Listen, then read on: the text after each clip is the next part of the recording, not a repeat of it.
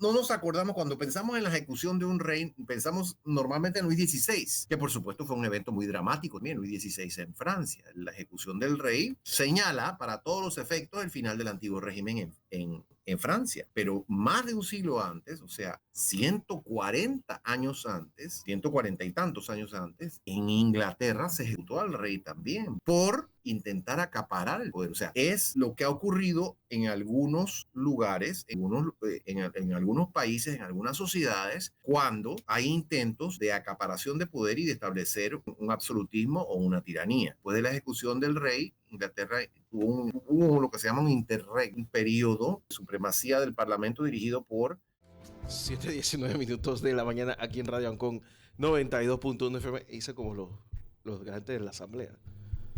Horrible. Qué espantoso. 7:19 minutos aquí en Radio Ancon 92.1 FM y radioancon.com. Estamos con más información. Yo soy Guillermo Ruiz y estamos con nuestro productor y editor digital, don Diego Hurtado. Y ya a esta hora estamos en la columna de opinión El Sillón de Ancon con el doctor Carlos Guevara Mann, investigador, historiador, por supuesto, periodista, profesor universitario, analista político, por no decir que es uno de los mejores analistas políticos de este país, y por supuesto, presidente de la Sociedad Bolivariana de Panamá. ¿Cómo estás, Carlos? Bienvenido, buen día. Muy bien, gracias Guillermo por esa presentación tan elogiosa y tan amable que haces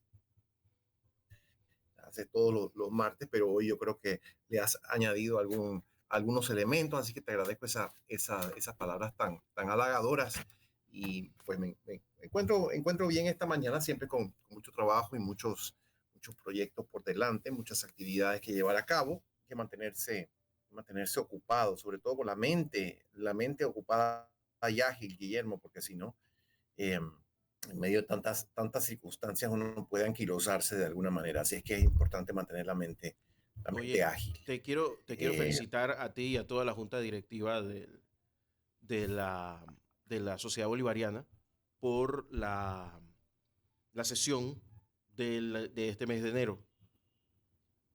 Aparte de estar copado el local, el Salón Bolívar, el discurso de Eduardo Quiroz, que lo pasamos aquí la semana pasada, fue brillante y todo el acto fue espectacular. La verdad que bien felicidades porque en medio del debate de tenemos que estar orgullosos o no del reggaetón, creo que eventos culturales como el que se dio la semana pasada son necesarios.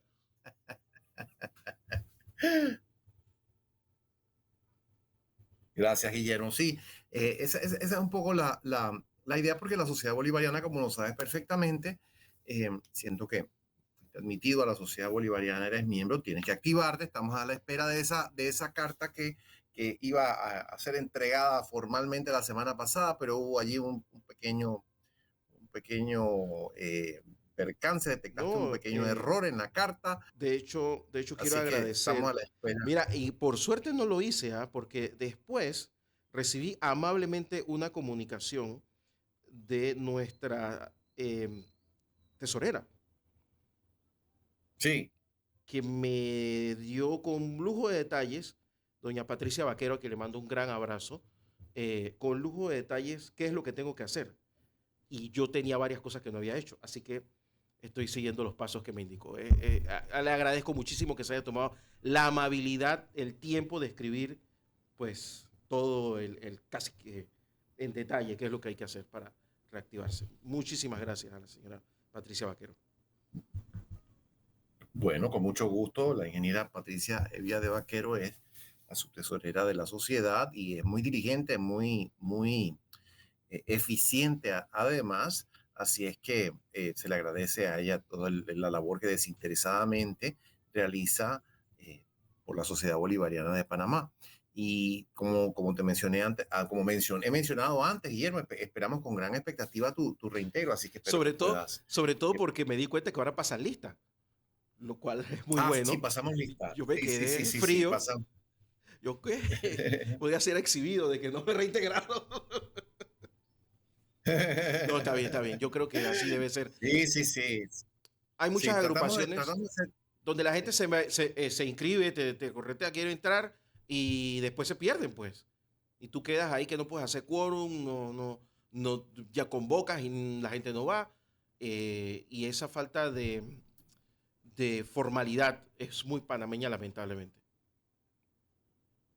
Tratamos de ser formales, Guillermo, en la sociedad bolivariana.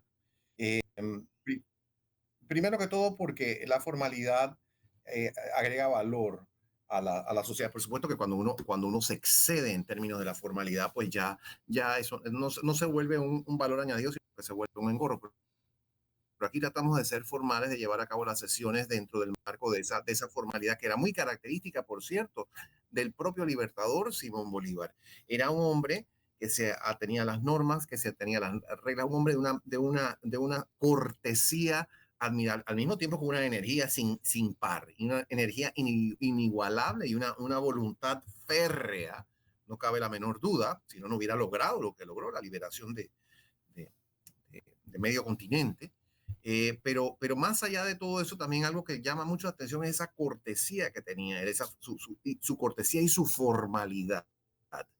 Eh, y su apego a las normas, Guillermo, siendo un individuo que había acumulado semejante suma de poder, no solamente poder militar, sino ese prestigio del cual gozaba, que también forma parte, lo sabemos quienes enseñamos relaciones internacionales, el prestigio contribuye a configurar lo que se llama poder blando, que pueden tener los estados, pueden tener las organizaciones, pueden tener las personas, ¿verdad? No solamente la fuerza, las armas, la fuerza bruta, la que cuenta para configurar el poder, es también ese prestigio. Y habiendo acumulado esa suma de poder que logró durante su vida, el libertador Simón Bolívar era un hombre muy apegado a las normas y sobre todo a las normas constitucionales del Estado. Eh, Alguien que nunca osó quebrantar, inclusive cuando asumió la suma del poder político en Colombia en 1828, lo hizo apegado a la normativa, apegado a la tradición constitucional. Eh, Ese fue un evento muy criticado, una, una ocasión que le mereció grandes críticas de algunos. Sin embargo, no cabe la menor duda que se hizo de conformidad con esa tradición constitucional a la cual él estaba apegado y a la cual estaba adscrito. Así es que en ese sentido, para ahondar un poquito en torno al comentario que acabas de realizar, sí tratamos de ser formales. Eso en primera instancia, porque el libertador Simón Bolívar era así, un hombre formal. Y además porque la sociedad se formó o se creó o se fundó en 1929, hace ya 90, vamos a cumplir 95 años este año, casi un siglo, y se fundó conforme a ese protocolo, a esa normativa, a esa formalidad que es característica del movimiento bolivariano en América. Y que, como dije al principio, me parece que es un valor, porque le añade solemnidad, porque le añade prestigio, porque eh, cuando uno está inmerso en ese ambiente, en un ambiente de mayor solemnidad y de mayor formalidad, uno siente que forma parte de algo que es verdaderamente importante para la sociedad.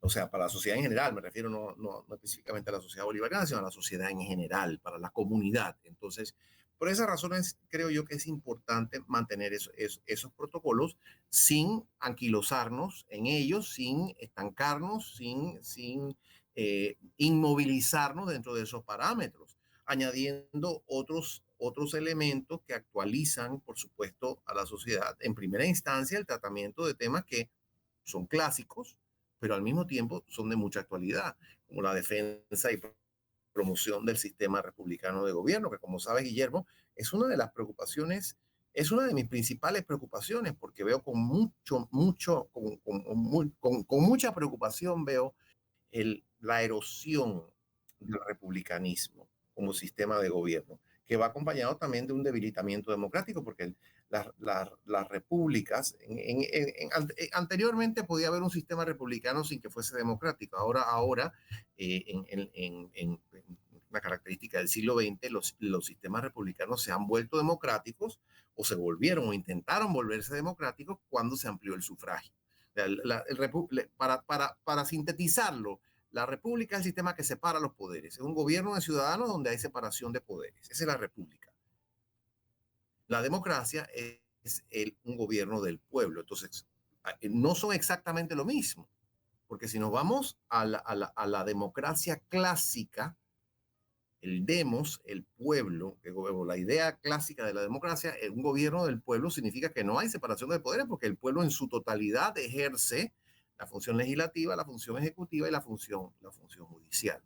Pero en el republicanismo están separadas, entonces no puede ser un gobierno del pueblo directamente por el pueblo, sino a través de representantes. ¿Y cómo confluyen ambos sistemas? Bueno, confluyen a través del sistema de elecciones cuando en las elecciones intervienen todos los ciudadanos. Cuando en las elecciones interviene todo el pueblo, ¿verdad? Todos los adultos que residen en esa sociedad. Cuando todos intervienen, entonces hay democracia. No hay democracia hasta que la totalidad de los adultos nativos de ese país o de esa sociedad pueden participar, que era la característica en muchos países. Muchos establecieron un sistema republicano. Estados Unidos, el caso clásico, lo he mencionado yo muchas veces.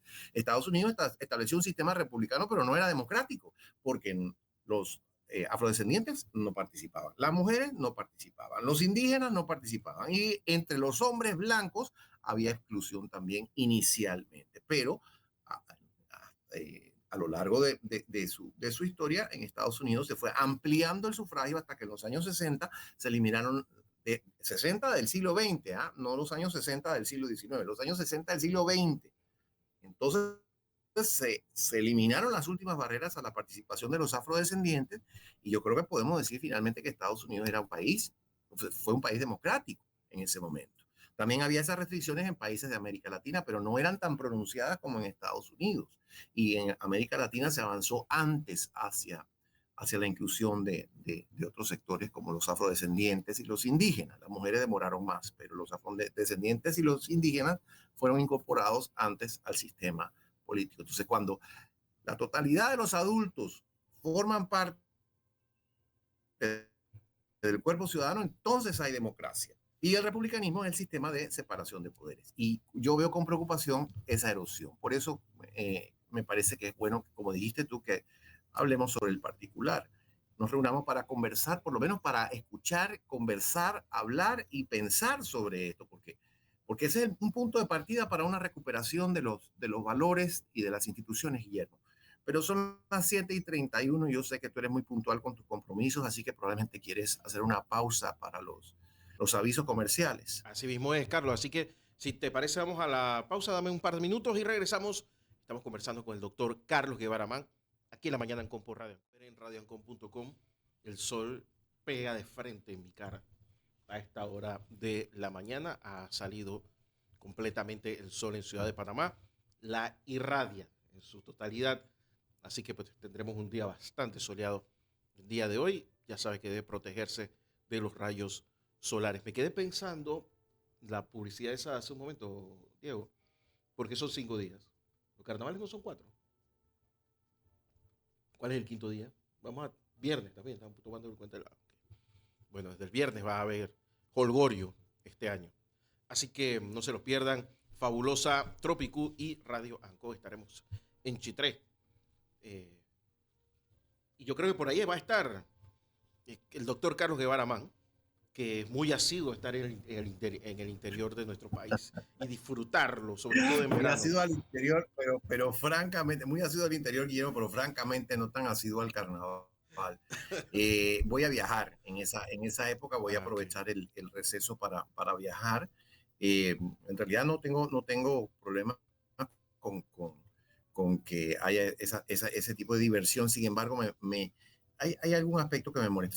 Fíjate, Guillermo, ahora que mencionas eso. Yo he disfrutado los carnavales anteriormente en otras partes. Por ejemplo, hablo específicamente de Barranquilla. El carnaval de Barranquilla, que es uno de los más famosos en el continente, es un carnaval, me parece a mí, de primera categoría. Entonces, Yo he disfrutado muchísimo ese carnaval, inclusive los holgorios callejeros, porque tienen ellos además esos fabulosos desfiles, que tienen unos desfiles muy bonitos, pero además tienen los festejos, los holgorios callejeros propios de la ocasión, porque eso es lo que era el carnaval, ¿no? Una ocasión para, para que los sectores populares, especialmente los sectores esclavizados, en América, por supuesto, ¿no? Pudiesen disiparse, tuviesen un desahogo, un escape, una válvula de escape. Los españoles permitían eso, los sectores dominantes lo permitían precisamente porque sabían que el pueblo necesita la gente sometida necesita una válvula de escape, si no se van a rebelar o si no se va a haber excesos o abusos, abusos no, sino excesos o problemas, vamos a decirlo así, si la gente no tiene válvulas de escape. Entonces, por eso lo permitían. Eh, pero yo he disfrutado mucho ese carnaval de Barranquilla cuando he podido participar. Sin embargo, me parece que es un ambiente más respetuoso. Yo hallo que en Panamá, o sea, mira, no quiero ser excesivamente crítico y no quiero tampoco ser repetitivo. Esto se ha dicho mucho. eh, eh, y ahora tú trajiste a colación aquello de- del, del rap y el reggaetón que se añade a la discusión. Pero yo sí quiero mencionar que esa degradación, el carnaval en Panamá, cuando inició oficialmente, que fue a principios del siglo XX, era un carnaval del tipo de Barranquilla, pues por supuesto que era un festejo popular también, pero había un marco eh, no quiero enfatizar tanto lo de respeto, pero sí eso también forma parte, eso es importante. Esto acá ha degenerado en una vulgaridad, una indecencia. Y como digo, yo no tengo ningún problema con que la gente se divierta, Guillermo, eso para nada, por el contrario, a mí también me gusta divertirme, disiparme, tener esa oportunidad, pero ya cuando se cae en la vulgaridad, en la fealdad, en la grosería, porque no es estéticamente no es atractivo tampoco ese carnaval. ¿Ves? Es feo. Sí, por supuesto que hay algunas expresiones estéticas que son bonitas, las carrozas, los trajes y esas actividades, sobre todo en las tablas y en las provincias centrales, esos aspectos sí son bonitos. Cuando se destaca el traje nacional, que eso se mantiene en algunos lugares, en Panamá era el domingo, en las tablas es el martes de carnaval, el día de la pollera, y del traje típico generalmente. Esos aspectos se han mantenido y son aspectos estéticos y son aspectos bonitos, atrayentes, pero en general ha habido un descenso y yo creo que eso tiene que ver con el descenso generalizado del nivel sociocultural de la población, Guillermo, y esa parte a mí no me atrae, ¿ves? Hay otra gente que lo encuentra muy bien, hay gente que encuentra muy bien que la gente, voy a decirlo groseramente, se empelote en la calle, o sea, se desnude, se quite la ropa, que protagonice eh, eh, eh, actos indecentes, actos inapropiados. Hay gente que encuentra que eso está bien, pues que hay gente que le gusta eso, ¿no? Esa vulgaridad le gusta. Bueno, ese es su nivel sociocultural, pero no es el mío, ¿ves? Entonces, la música también, ¿ves? Yo soy muy sensible a la música porque es algo que me gusta mucho y la música de todo tipo, Guillermo, no solamente la música clásica, a mí me gusta mucho la música popular también. Pero debo decir que coincido con la señora Sinclair en su comentario que tú trajiste a colación ahora hace un instante. Eh, hay ruido que no es música. O sea, para que algo califique como música, yo no sé si esto no lo inventé yo, para que algo califique como música debe tener por lo menos 4 elementos: el timbre, la armonía, el equivalente a la percusión que se me escapa ahora, y hay otro elemento que debe contener también. Entonces hay ruidos que no son música, porque le falta el elemento por lo menos armónico, por lo menos ese elemento hace falta. ¿Ves? Entonces, es como una degradación un poco extraña, es una degradación cultural un poco extraña lo que vemos protagonizado muchas veces en los carnavales y por eso no es algo que me llame tanto la atención. Pero como dije, no tengo ningún problema con que al público en general o a mucha gente, porque hay muchos otros que piensan como pienso yo, pero no tengo problema con que haya mucha gente a la que le atraiga eso y que, pues, ese sea su objetivo en la vida, porque para muchos ese es el objetivo en la vida también, Guillermo, tú sabes eso, eres consciente, ¿no? Sí. Esos 4 o 5 Se días son el preparan, objetivo de su se vida. preparan todo el año de una forma poco sana mentalmente. ¿Ah? No lo digo poco sana mentalmente. Yo, a ver, yo te he contado que con mi familia eh, tengo casa en Chitré y yo he vivido largas temporadas en Chitré, meses. Y sobre todo cuando estaba adolescente, yo nunca tuve esa cosa de ir a carnavalear, ya yo estaba allá. Cuando se acabaron los Claro. carnavales, yo veía a la gente irse. Así que nunca fue dentro de una cosa de mis objetivos, pero la verdad es que sí me llamaba mucho la atención que para la gente que iba era una cosa de vida o muerte, o sea, no carnavalear, pero se lo metían en la cabeza, no es una cosa que tú naces con eso. Se lo van metiendo en la cabeza de que es que hay que hacerlo y no necesariamente. Y menos de la forma que se hace. Ahora ya te digo, hay de todo. Eh, Y es lamentable que no se pueda disfrutar porque, como tú dices, ¿no? Al final es una expresión cultural. El problema es cuando ya la expresión cultural degenera en otra cosa, ¿no? Nada más que hay que ver lo que pasa en la ciudad, que ha pasado de una cosa que pudo haber sido, que fue bonita durante mucho tiempo, a unas tarimas donde cualquiera sube y cualquiera hace lo que sea y, bueno, nada más que hay que ver los presupuestos para enterarse de qué se trata, ¿no? Y eso pasa gobierno tras gobierno. A- sí.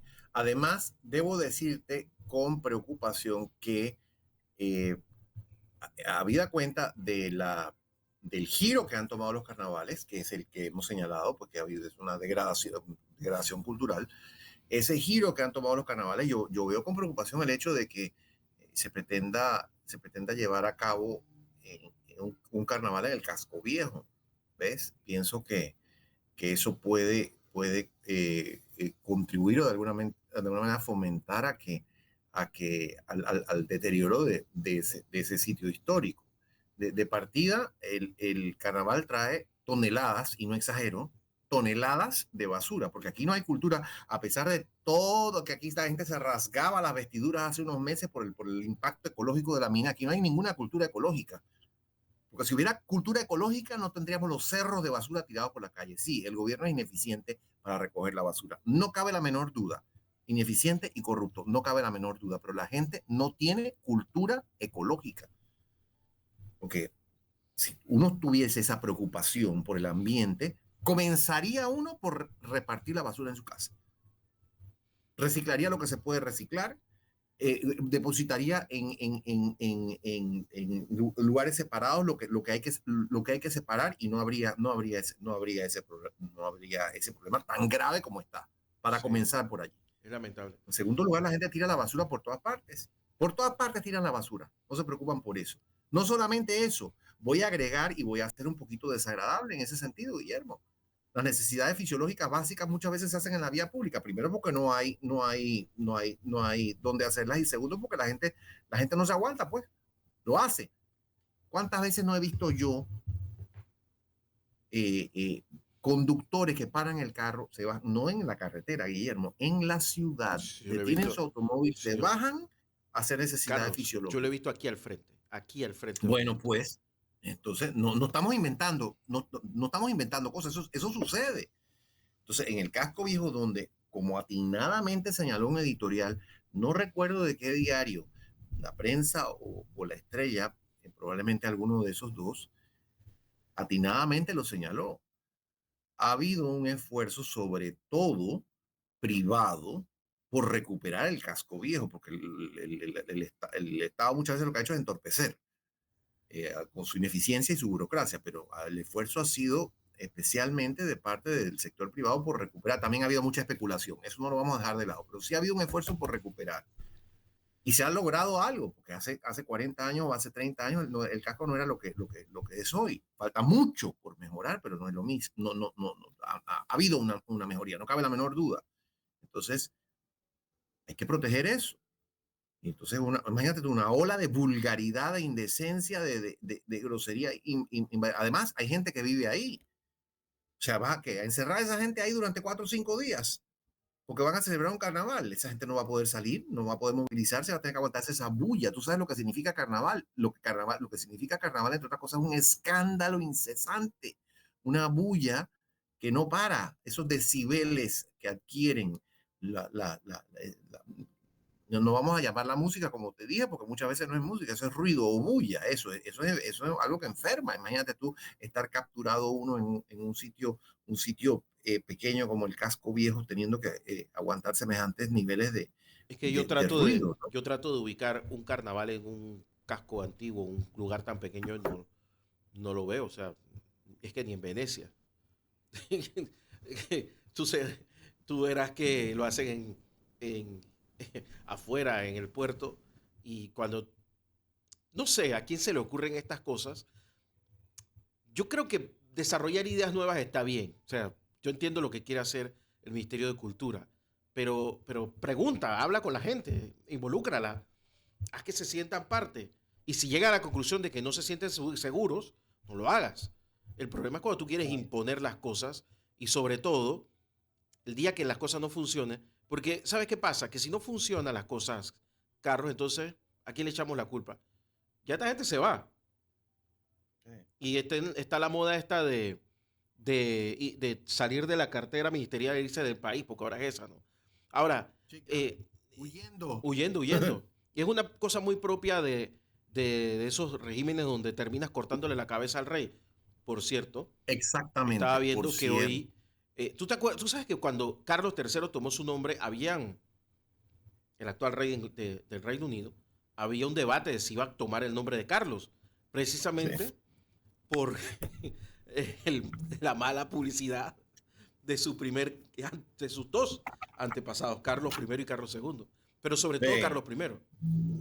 El primero, exactamente, como bien lo señala Guillermo, que tuvo ese enfrentamiento tan pronunciado con el Parlamento, básicamente con la Cámara de los Comunes, que es una de las dos cámaras del Parlamento, ¿no? Entonces, hubo ese enfrentamiento tan pronunciado, el rey Carlos III, perdón, Carlos I, disculpa, Carlos I tenía un talante autoritario y era de la misma orientación que la mayoría de los monarcas europeos en aquel momento, se inclinaba al absolutismo, pero ya Inglaterra había avanzado en ese sentido y el Parlamento, especialmente la Cámara de los Comunes, había adquirido más poder y entonces, pues, la Cámara de los Comunes no quería que el rey tuviese tanto poder como Carlos I quería acaparar. Entonces, eh, esa pugna desencadenó una guerra civil. Hubo una guerra civil entre realistas y parlamentarios eh, en Inglaterra. Esa guerra civil fue una guerra muy prolongada, fue una guerra que duró casi una década, al final de la cual ganaron los parlamentarios, ganaron la guerra civil y eh, se capturó al rey y se lo ejecutó. Y esto fue en 1649, como bien lo señalaste, hace 375 años en esta fecha. Carlos III, perdón, una vez más, Carlos I murió ejecutado. Eh, y yo creo que es muy significativo. No nos acordamos cuando pensamos en la ejecución de un rey, pensamos normalmente en Luis XVI, que por supuesto fue un evento muy dramático también, Luis XVI en Francia. La ejecución del rey señala para todos los efectos el final del antiguo régimen en Francia. Pero más de un siglo antes, o sea, 140 años antes, 140 y tantos años antes, en Inglaterra se ejecutó al rey también por intentar acaparar el poder. O sea, es lo que ha ocurrido en algunos lugares, en algunos países, en algunas sociedades, cuando hay intentos de acaparación de poder y de establecer un absolutismo o una tiranía. Después de la ejecución del rey, Inglaterra hubo lo que se llama un interregno, una, un periodo, un periodo supremacía del Parlamento dirigido por Oliverio Cromwell. Eso también fue como una década y entonces se restauró al rey, que lo mencionaste hace un segundo, el hijo de Carlos I, que era Carlos II, restauró, ese tampoco fue un rey así como muy, pero por lo menos no era tan acaparador como su padre. Pero el punto importante es que a partir de la guerra civil y a partir de la ejecución del rey, un hecho lamentable, pero de todas maneras, pues como decimos, se lo buscó, ¿verdad? A partir de esos sucesos, Inglaterra fue transitando más pronunciadamente a un gobierno parlamentario, a un gobierno inicialmente de división de poderes. Hablábamos antes del republicanismo, división de poderes no en el sentido que nosotros lo entendemos en nuestro sistema presidencialista de ejecutivo, legislativo y judicial, pero sí un gobierno de división de poderes en que estaba por un lado el rey, por otro lado el parlamento dividido en dos cámaras, la Cámara de los Lores y la Cámara de los Comunes. Entonces ahí estaban los tres elementos, los tres órganos de la Constitución inglesa estaban allí, que son los órganos de la Constitución inglesa que Montesquieu más adelante en el siglo XVIII, en la primera mitad del siglo XVIII, Montesquieu en su famoso Espíritu de las Leyes presenta como un modelo de republicanismo.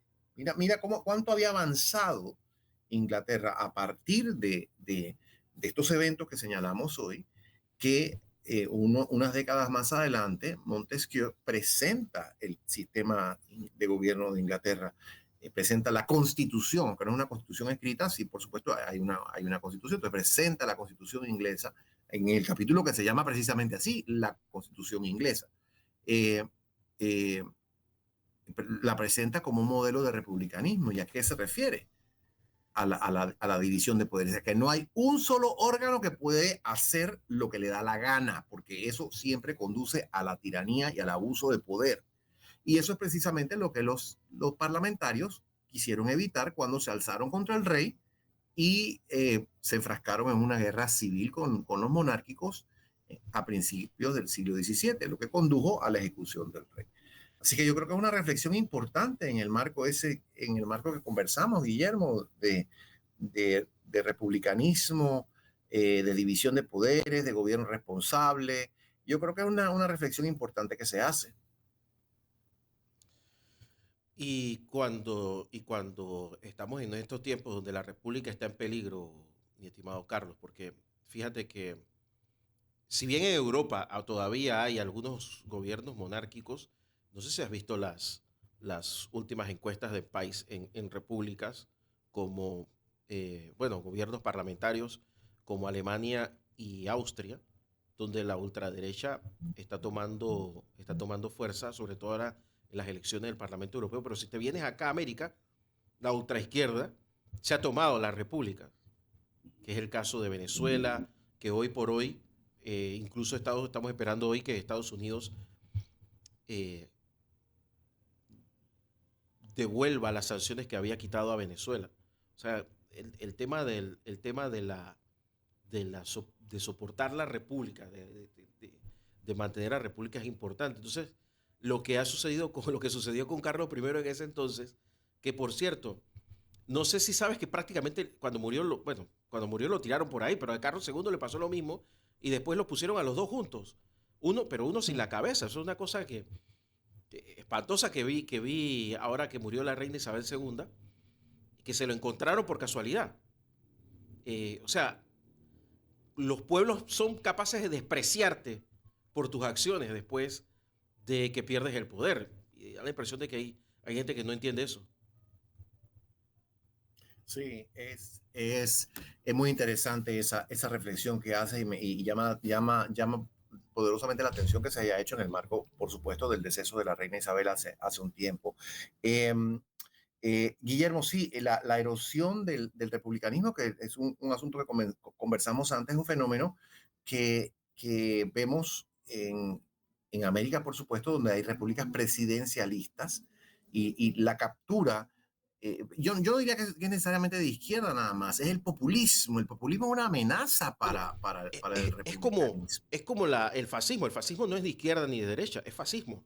Eh, Exacto. porque Italia tuvo un fascismo de izquierda y España y Alemania tuvo un fascismo de derecha. Alemania mucho más exacerbado y más asesino. De hecho, ayer, si no me equivoco, fue el aniversario del error de Paul Hindenburg al entronizar al genocida Adolf Hitler como canciller de Alemania. Sí, si no me equivoco, la fecha es hoy, 30 Ah, es hoy. de enero de 1933, si no me equivoco. Guillermo, y es uno de los acontecimientos más desafortunados, como bien lo has dicho, de la historia. El 30 de enero de 1933, luego de elección, porque hay una distinción importante, Eh, cuando hablamos de gobiernos republicanos, hay gobiernos republicanos de tipo presidencialista o también puede haberlos de tipo parlamentario.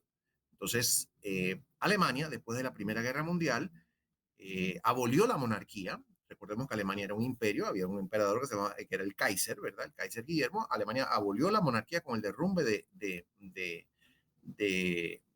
ese gobierno tras la Primera Guerra Mundial y estableció una república. Se llamaba la República de Weimar porque la constitución republicana se firmó en Weimar. Estableció una república parlamentaria, que es distinta a la república presidencialista. La república presidencialista sigue el modelo estadounidense.